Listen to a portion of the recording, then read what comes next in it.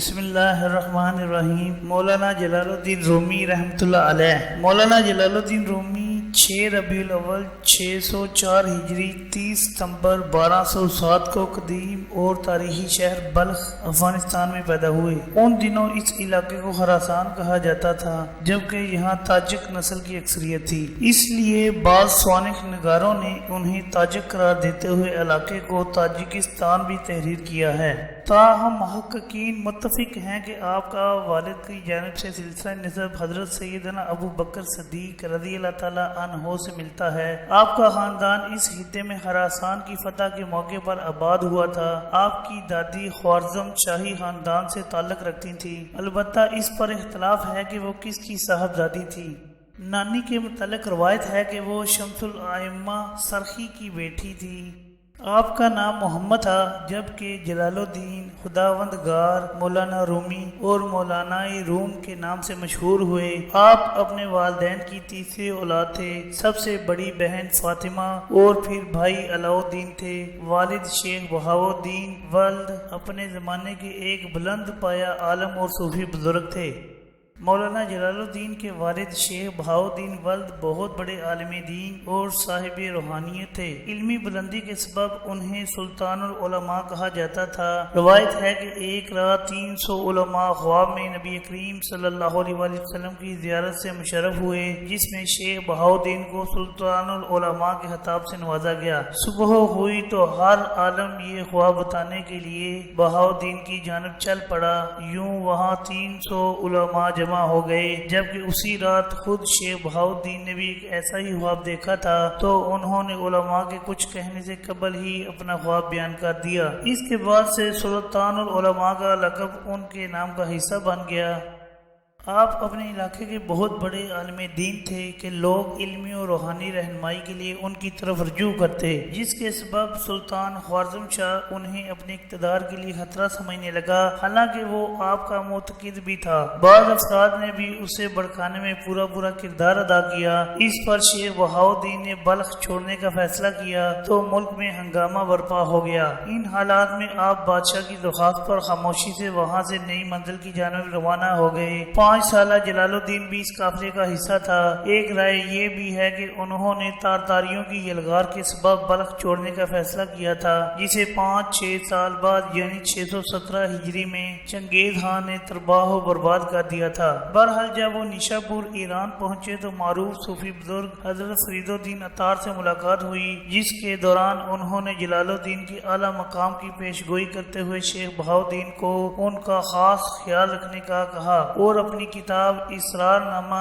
جلال الدین کو بطور تحفہ دی، جسے وہ آخری عمر تک بہت عقیدت سے ساتھ رکھا کرتے تھے۔ وہاں سے قافلہ بغداد پہنچا تو حضرت شیخ بہاؤالدین سہروردی نے استقبال کیا، جبکہ خلیفہ نے 3000 دینار ہدیہ کیے، مگر شیخ بہاؤالدین نے قبول نہیں کیے۔ البتہ حضرت سہروردی کی خواہش پر جمعے کا خطبہ دیا، جس میں تارتاریوں کے حملے میں بغداد کے غارت ہونے اور ایک خلیفہ مستعصم کے قتل ہونے کی پیش گوئی کی، جو درست ثابت ہوئی۔ بعد ازاں کوفہ سے ہوتے ہوئے مکہ معظمہ گئے اور فریضہ حج ادا کیا۔ یوں جلال الدین کے حصے میں بھی یہ سعادت آ گئی۔ پھر قافلہ دمشق اور وہاں سے عسکر آذربائیجان پہنچا، جہاں شیخ بہاؤالدین کے لیے بادشاہ کی بہن نے ایک مدرسہ تعمیر کروایا اور وہ 4 برس تک وہاں درس و تدریس میں مشغول رہے۔ اس کے بعد کونیا کے قریب لارندہ آ گئے اور 7 برس وہیں رہے۔ اسی دوران 18 سالہ مولانا جلال الدین کی سمرقند کے ایک معزز اور صاحب حیثیت شخص خواجہ شرف الدین سمرقندی کی بیٹی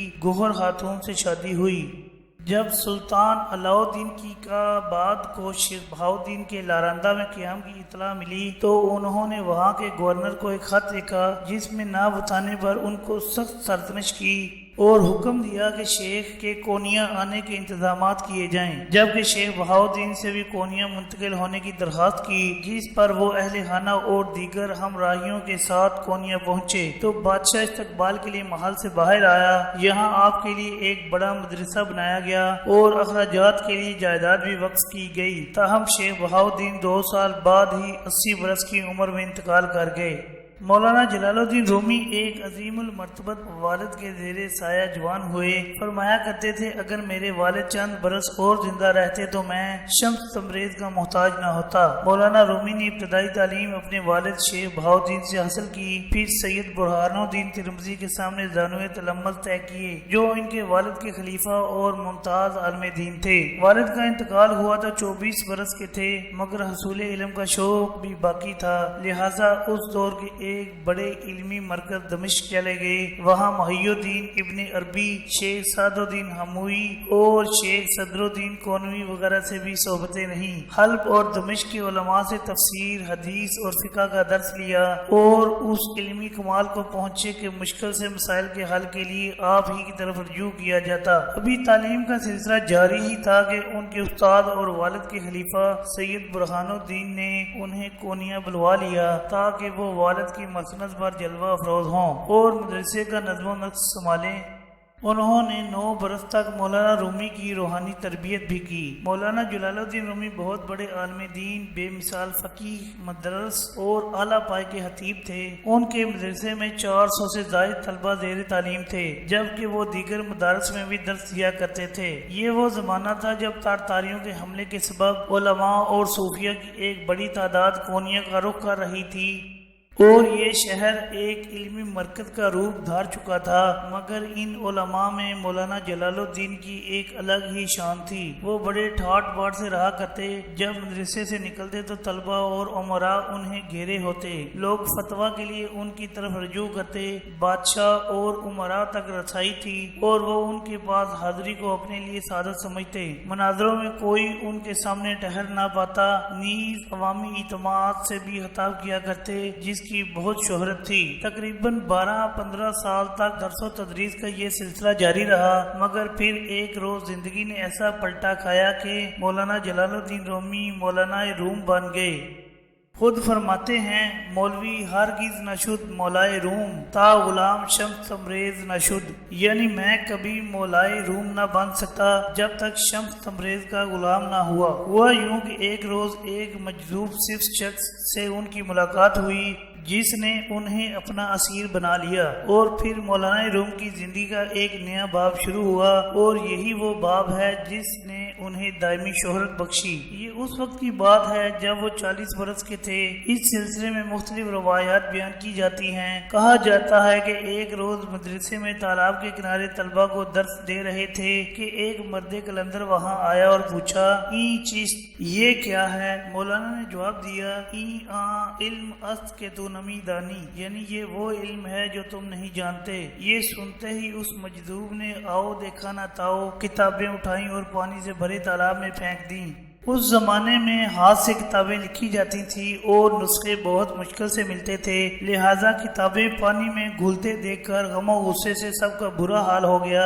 سب اس شخص پر چڑھ دوڑے۔ اس پر اس نے تالاب میں ہاتھ ڈالا اور کتابیں نکال کر سامنے رکھ دیں۔ یہ دیکھ کر سب حیران رہ گئے کہ وہ پہلے کی طرح خشک اور درست حالت میں تھی۔ مولانا نے حیرت سے پوچھا این چیز؟ جواب مجذوب نے کہا علم است کے تو نمی دانی، یہ وہ علم ہے جو تم نہیں جانتے۔ اس کے بعد مولانا ان کے ساتھ ہو گئے، تاہم ایک دوسری روایت کے مطابق جو زیادہ درست ہے، ایک بار شمس تبریز نے دعا مانگی کہ الہی کوئی ایسا بندہ ملتا جو میری صحبت کا متحمل ہو سکتا۔ اس پر انہیں غیب سے روم، اس زمانے میں کونیا وغیرہ کا روم کہا جاتا تھا، جانے کا اشارہ ہوا۔ وہاں پہنچ کر ایک سرائے میں ٹھہرے۔ جب مولانا جلال الدین رومی حسب معمول طلبہ اور عمراء کے جلد میں وہاں سے گزرے تو شمس تبریز ایک دم ان کے سامنے آ گئے اور ان سے کچھ ایسے سوالات کیے جو روحانی اسرار و رموز سے بھرپور تھے۔ مولانا رومی نے اپنی دانش میں ان کے جواب دیے، لیکن جب شمس تبریز نے ان کے اسرار بیان کیے تو وہ ہکا بکا رہ گئے۔ نیز شمس تبریز کی روحانی توجہ نے انہیں کچھ ایسا گھائل کیا کہ پھر انہی کے ہو کے رہ گئے اور انہیں اپنے ساتھ مدرسے لے آئے۔ مختلف روایات کے مطابق وہاں 40 روز 3 ماہ یا 6 ماہ تک دونوں بزرگ صلاح الدین نامی شخص کے حجرے میں چلا کش رہے، جس کے دوران صاحب حجرہ کے علاوہ کسی کو اندر آنے کی اجازت نہ تھی۔ اب مولانا تھے اور شمس، باقی تمام مشاغل چھوٹ گئے۔ درس و تدریس کا سلسلہ منقطع ہوا تو واعظ کہنا بھی چھوڑ دیا۔ یہ صورتحال طلبہ کے ساتھ ان کے مریدین اور عام شہریوں کے لیے بھی حیران کن تھی، اس لیے وہ شمس تبریز کے خلاف ہو گئے کہ اس دیوانے نے نہ جانے مولانا پر کیا سحر کر دیا ہے۔ جب بات بڑھی تو ایک روز شمس تبریز چپکے سے دمشق چلے گئے۔ جب صبح مولانا رومی کو ان کے یوں غائب ہونے کا علم ہوا تو جدائی کے صدمے سے بے حال ہو گئے۔ دیوانہ وار انہیں ادھر ادھر ڈھونڈتے پھرتے تھے، سب سے لا تعلق ہو کر خود کو گھر تک محدود کر لیا۔ اس پر لوگ مزید پریشان ہو گئے۔ ان کے خیال کے برعکس شمس تبریز کے جانے کے بعد مولانا کی حالت بہتر ہونے کی بجائے مزید بگڑ گئی اور وہ ان سے ملاقات تک نہیں کر رہے تھے۔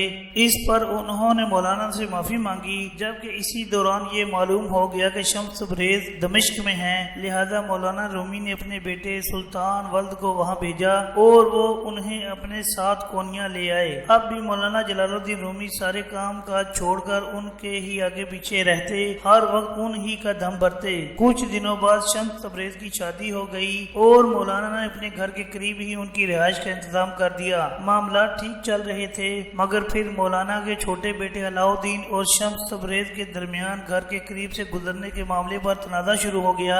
جو لوگ شمس تبریز کو ناپسند کرتے تھے انہوں نے بھی موقع سے فائدہ اٹھاتے ہوئے علاؤ الدین کو خوب بھڑکایا۔ تنازع نے شدت اختیار کی تو شمس تبریز ایک روز اچانک غائب ہو گئے اور پھر کبھی ان کا کوئی سراغ نہیں ملا۔ سوانح نگاروں کا خیال ہے کہ انہیں علاؤ الدین نے شہید کر دیا تھا، تاہم اس ضمن میں یہ روایت بھی نظر انداز نہیں کی جا سکتی کہ شمس تبریز کی اہلیہ چند روز بیمار رہ کر انتقال کر گئی تھی اور انہیں ان سے بے حد محبت بھی تھی۔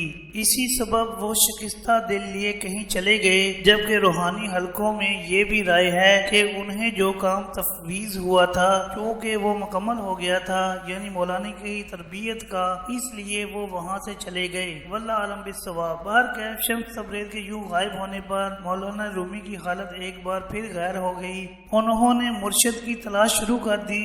اس مقصد کے لیے اپنے بیٹے سلطان ولد کو دمشق بھیجا اور خود بھی 2 مرتبہ وہاں گئے۔ لوگ حیران تھے کہ ایک عالم فاضل شخص ایک دیوانے کو یوں کیوں ڈھونڈتا پھرتا ہے۔ تلاش کا یہ سلسلہ ناکام رہا اور پھر مولانا کی طبیعت میں بھی کسی حد تک ٹھہراؤ آ گیا، تاہم ان میں ایک یہ تبدیلی آئی کہ وہ مولانا جلال الدین جو کہ کبھی سما کے خلاف تھے، پھر سما ہی ان کی زندگی بن گیا۔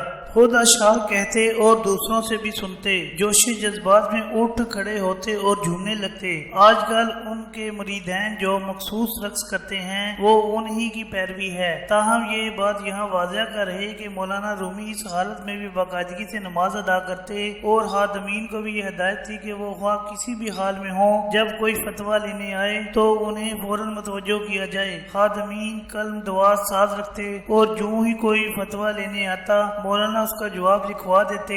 اس کا سبب یہ تھا کہ حکومت کی جانب سے فتویٰ نویسی پر ماہانہ 15 دینار وظیفہ مقرر تھا اور مولانا رومی کا کہنا تھا کہ وہ اپنی روزی حرام نہیں کرنا چاہتے، لہذا اس رقص یا سما کو شرعی پابندیوں سے فرار کی بنیاد بنانا مولانا رومی کی تعلیمات اور شخصیت سے ناواقفیت کی دلیل ہے۔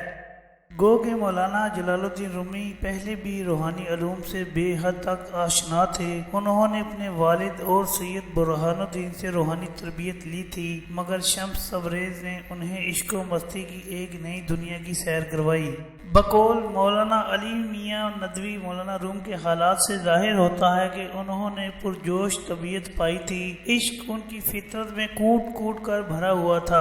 ظاہری علم اور عقلیات نے اس آگ کو دبا رکھا تھا۔ شمس تبریزی کی آتشی صحبت نے ان کی فطرت کو چھیڑ دیا اور تربیت و ماحول نے اس پر جو پردے ڈال دیے تھے وہ دفعتاً اٹھ گئے اور وہ سراپا سوز و ساز بن گئے۔ شمس تبریز کون تھے؟ اس میں بہت سی روایات ہیں جن میں کثرت سے تضاد پایا جاتا ہے۔ ان کے والد کا نام ملک داد یا ملک داؤد بتایا گیا ہے۔ کچھ کا کہنا ہے کہ ان کے والد حسن بن صبا کے پیروکار تھے، مگر پھر ان کے نظریات سے منہ موڑ لیا تھا اور اپنے بیٹے شمس الدین کو خفیہ طور پر تعلیم کے لیے کہیں بھیج دیا تھا۔ تاہم کئی سوانح نگاروں نے ان کے والد کو تبریز کا بزال کپڑے بیچنے والا تحریر کیا ہے۔ یہ بھی کہا جاتا ہے کہ وہ بے حد حسین تھے اور آزر بند بنا کر بیچا کرتے تھے۔ ان کی شخصیت مولانا روم کے وقت میں بھی پوری اسرار تھی اور مخالفین یہ الزام لگایا کرتے تھے کہ مولانا ایک ایسے شخص کے پیچھے لگ گئے ہیں جس کا کچھ اتا پتہ ہی نہیں۔ اسی طرح مولانا رومی کے صاحبزادے اور دیگر مریدین نے بھی اپنی کتب میں ان سے متعلق کوئی خاص تفصیلات بیان نہیں کی۔ ہمارے ہاں ان کے بارے میں جو باتیں مشہور ہیں وہ زیادہ تر قصے، کہانیوں یا ناول پر مشتمل ہیں اور انہیں تاریخی طور پر ثابت کرنا بہت مشکل ہے۔ شمس تبریز کی ایک قبر کونیا میں ہے جبکہ دمشق میں بھی ان کی قبر معروف ہے۔ یہاں یہ واضح رہے کہ ملتان میں مدفون شمس سبزواری اور شمس تبریز الگ الگ شخصیات ہیں۔ مولانا رومی میانہ کا تھے جبکہ عشق کی آگ نے رنگ زرد کر دیا تھا۔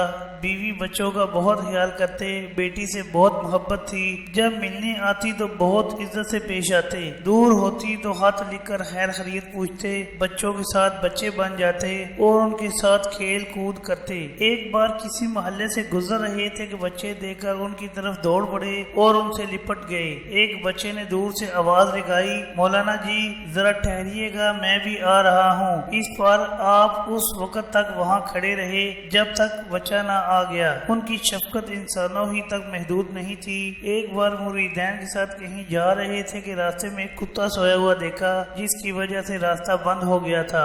آپ یہ دیکھ کر وہاں کھڑے ہو گئے اور کتے کے جاگنے کا انتظار کرنے لگے۔ اسی اثنا کسی نے پتھر مار کر کتا بھگا دیا تو آپ بہت ناراض ہوئے۔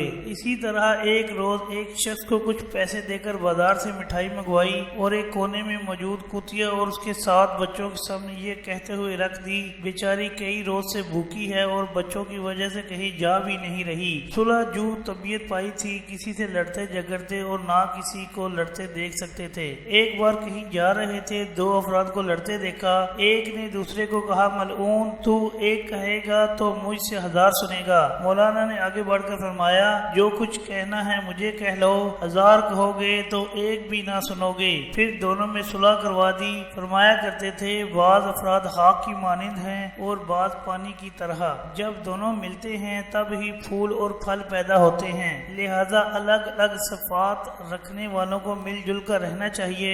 بہت سخی تھے، سلاطین اور امراء سے تعلقات تھے، مگر وہ جو کچھ بیچتے لوگوں میں تقسیم فرما دیتے، کسی کو خالی ہاتھ نہ لوٹاتے، کچھ پاس نہ ہوتا تو اپنا کرتا اتار کر دے دیتے، اسی لیے کرتا سامنے سے کھلا ہوتا کہ اتارنے میں وقت نہ لگے، تاہم دوسروں کی مدد کرتے ہوئے ان کی عزت نفس کا بھی خیال رکھتے۔ ایک شخص کا بیان ہے کہ میرے مالی حالات بہت خراب ہو گئے تھے، یہاں تک کہ گھر میں فاقوں کی نوبت آ گئی۔ اس دوران ایک روز مولانا رومی کی مجلس میں گیا تو انہیں اپنے نور باطن سے میرے حالات کا علم ہو گیا۔ کچھ دیر بعد میرا نام لے کر کہا، انہیں دیکھو تو صحیح، پہلے جب میرے پاس آتے تو مصافحہ کیا کرتے تھے اور آج ویسے ہی آ کر بیٹھ گئے۔ اس پر میں اپنی جگہ سے اٹھا اور مصافحے کے لیے ہاتھ بڑھایا تو انہوں نے خاموشی سے مجھے دینار پکڑا دیے۔ دوسری طرف وہ اپنے متعلقین کو سختی سے ہدایت کرتے تھے کہ کسی سے مانگنے کی بجائے کوئی مناسب ذریعہ معاش ضرور اختیار کرنا چاہیے۔ اکثر روزے رکھتے، بہت عبادت گزار تھے، کبھی شب خوابی کے لباس میں نہیں دیکھا گیا، بچھونا یا تکیہ نام کی کوئی چیز پاس نہ تھی، نیند غالب ہوتی تو بیٹھے بیٹھے سو جاتے، اکثر استغراق کی کیفیت میں رہتے، لیکن نماز کے وقت اٹھ کھڑے ہوتے۔ ایک خادم کا بیان ہے کہ میں نے بارہا دیکھا ہے کہ مولانا عشاء کی وقت نیت باندھی اور 2 رکعت میں فجر ہو گئی۔ ایک بار سردیوں میں نماز کے دوران اس قدر روئے کہ آنسو چہرے پر برف بن کر جم گئے۔ مولانا جلال الدین رومی کی 3 تصنیفات مشہور ہیں۔ فی ما فی، یہ ان کے خطوط کا مجموعہ ہے جو انہوں نے بادشاہ کے مصاحب معین الدین پروانہ کو لکھے۔ دیوان شمس تبریز، یہ تقریباً 50,000 اشعار پر مشتمل غزلوں کا مجموعہ ہے۔ یہ غزلیں آپ نے اپنے پیر و مرشد کے لیے لکھی تھیں۔ بعض لوگ اسے شمس تبریز کی طرف منسوب کرتے ہیں جو درست نہیں۔ مثنوی، یہی وہ کتاب ہے جس نے مولانا رومی کو زندہ رکھا ہوا ہے۔ ہزاروں اشعار پر مشتمل یہ مثنویاں مولانا رومی نے اپنے خلیفہ حسام الدین کی فرمائش پر لکھی۔ انہوں نے مولانا صاحب کو خواجہ فرید الدین عطار کی منتقل تیر کی طرز پر مثنوی لکھنے کی ترغیب دی تھی۔ اس کتاب میں مولانا روم نے مختلف واقعات کے ذریعے سے علم و حکمت کے دریا بہا دیے ہیں۔ بقول مولانا ابو الحسن علی ندوی، مثنوی نے عالم اسلام کے افکار و ادبیات پر گہرا اور دیر پا اثر ڈالا۔ اسلامی ادب میں ایسی شاذ و نادر ہی کتابیں ملیں گی جنہوں نے عالم اسلام کے اتنے وسیع حلقے کو اتنی طویل مدت تک متاثر رکھا ہے۔ 6 صدیوں سے مسلسل دنیا اسلام کے عقلی، علمی، ادبی حلقے ان کے نغموں سے گونج رہے ہیں اور وہ دماغ کو نئی روشنی اور دلوں کو نئی حرارت بخش رہی ہے۔ علامہ شبلی نعمانی نے اپنی کتاب سوانح مولانا رومی میں مثنوی کے فنی جائزے اور علم کلام کے ضمن میں مولانا رومی کے افکار و نظریات کا انتہائی شاندار تجزیہ کیا ہے۔ اردو سمیت دنیا کی بہت سی زبانوں میں مثنوی کے تراجم اور شروحات لکھی جا چکی ہیں۔ مولانا رومی نے عوام تک اپنی بات پہنچانے کے لیے حکایات کا سہارا لیا۔ انہوں نے مثنوی میں دلچسپ اور پر اثر پیرائی میں واقعات بیان کرتے ہوئے لوگوں کو اصلاح نفس کی جانب متوجہ کیا۔ بیوقوف کی صحبت سے بچنے کے ضمن میں یہ واقعہ بیان فرمایا۔ ایک بار حضرت عیسیٰ علیہ السلام بہت تیزی سے پہاڑ کی جانب جا رہے تھے۔ یہ دیکھ کر ایک شخص نے عرض کیا، اے اللہ کے رسول، کیا کسی دشمن کا خوف ہے؟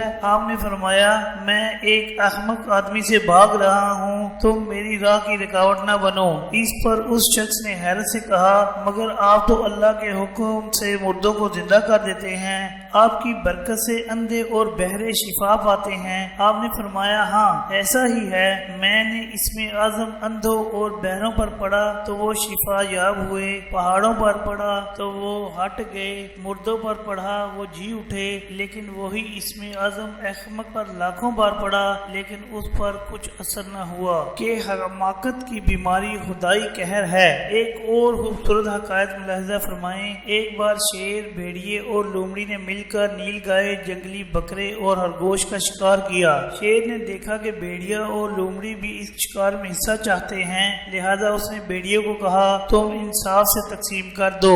بھیڑیے نے کہا، آپ اپنے لیے نیل گائے رکھ لیں، مجھے بکرا اور لومڑی کو خرگوش دے دیں۔ یہ سن کر شیر نے غصے میں اسے ایسا پنجہ مارا کہ وہ ہلاک ہو گیا۔ پھر لومڑی کو انصاف کرنے کا کہا تو اس نے کہا، محترم، تقسیم کیسی؟ نیل گائے آپ کا ناشتہ ہے، بکرا دوپہر میں اور خرگوش رات کو تناول فرمائیے گا۔ اس جواب پر شیر بہت خوش ہوا اور اس سے پوچھا، تم نے یہ تقسیم کس سے سیکھی؟ وہ بولی، جناب بھیڑیے کے انجام سے۔ وہم سے متعلق ایک قصہ بیان کیا ہے کہ ایک استاد بہت محنت سے بچوں کو پڑھاتا تھا مگر طلبہ پڑھ پڑھ کر تھک گئے۔ آخر انہوں نے چھٹی کرنے کے لیے ایک منصوبہ بنایا۔ جب صبح استاد کلاس میں آئے تو ایک بچہ سلام کرنے کے لیے آگے بڑھا اور کہا، استاد جی خیریت تو ہے، آپ کا چہرہ زرد پڑ گیا ہے۔ استاد نے اسے ڈانٹ کر بھگا دیا۔ پھر دوسرا لڑکا اٹھا اور اس نے بھی استاد سے کچھ ایسی ہی بات کہی تو اسے بھی اپنی صحت سے متعلق کچھ وہم سا ہو گیا۔ 3-4 اور طلبہ نے یہی بات دہرائی تو اسے اپنی بیماری کا یقین ہو گیا۔ کچھ دیر بعد اپنا سر پکڑ لیا اور بچوں کو یہ کہہ کر کہ گھر آ کر سبق سنا دینا، بڑی سی چادر اوڑھ کر آہستہ آہستہ قدم اٹھاتا گھر چل پڑا۔ وہاں جا کر بیوی پر برس پڑا کہ تم میرا خیال نہیں رکھتی، وہ تو بچوں کی مہربانی ہے جو مجھے بیماری کا بتا دیا۔ بیچاری نے بہت سمجھایا کہ ایسا کچھ نہیں مگر وہم کام دکھا چکا تھا۔ بچے سبق سنانے آئے تو انہیں بھی بھگا دیا کہ میں بیمار ہوں اور تم شور مچا رہے ہو، بس اب جب کہوں تب پڑھنے آنا۔ دوسرے دن بچوں کے والدین اس استاد کی عیادت کرنے آئے تو وہ چارپائی پہ پڑے کرا رہے تھے۔ انہوں نے بہت کہا کہ کوئی بیماری نہیں، چنگے بھلے ہیں، مگر استاد خود کو بیمار ہی کہتے رہے۔ روایت ہے کہ کونیا میں مسلسل کئی روز تک زلزلہ آتا رہا۔ لوگ پریشان ہو کر مولانا صاحب کے پاس آئے تو آپ نے فرمایا، زمین بھوکی ہے اور لقمہ تر چاہتی ہے۔ پھر مولانا انتقال کر گئے۔ آپ نے 5 جمادی الثانی 672 ہجری میں 68 برس کی عمر میں غروب آفتاب کے وقت وفات پائی۔ جب صبح مدرسے سے جنازہ اٹھا تو ہر طرف عقیدت مندوں کے سر ہی سر تھے۔ اس بھیڑ کے سبب جنازہ شام کو قبرستان پہنچ پایا، جبکہ راستے میں 6 بار تابوت بدلنا پڑا کہ عقیدت مند تابوت کی لکڑیاں حصول برکت کے لیے توڑ کر لے جا رہے تھے۔ حضرت ابن عربی کے خلیفہ شیخ صدر الدین کونوی وصیت کے مطابق نماز جنازہ کی امامت کے لیے کھڑے ہوئے تو چیخ مار کر پیچھے ہٹ گئے۔ بعد میں بتایا کہ میں نے دیکھا کہ فرشتے صف باندھے مولانا رومی کی زیارت کر رہے ہیں، ان کی ہیبت سے چیخ نکل گئی۔ بعد ازاں قاضی سراج الدین نے نماز جنازہ پڑھائی اور والد کے مقبرے میں سپرد خاک ہوئے۔ مولانا جلال الدین رومی نے انتقال سے قبل اپنے قریب موجود افراد کو وصیت کی کہ کھلے اور چھپے اللہ تعالیٰ سے ڈرتے رہو، کھانے سونے بولنے میں کمی کرو، گناہوں سے دور رہو، شہوتوں کو ترک کر دو، قیام شب اور روزوں کا اہتمام کرو، لوگوں کی جفاؤں پر صبر کرو، بے وقوفوں اور عام افراد کی بجائے نیکوں کی صحبت اختیار کرو۔ بہترین آدمی وہ ہے جو لوگوں کو نفع پہنچائے، بہترین کلام وہ ہے جو مختصر اور مدلل ہو۔ مولانا رومی نے 2 شادیاں کی۔ پہلی بیوی گوہر خاتون سے 2 فرزند سلطان ولد اور علاؤ الدین پیدا ہوئے، جبکہ کرا خاتون سے 1 فرزند مظفر الدین اور 1 بیٹی ملکہ خاتون پیدا ہوئی تھی۔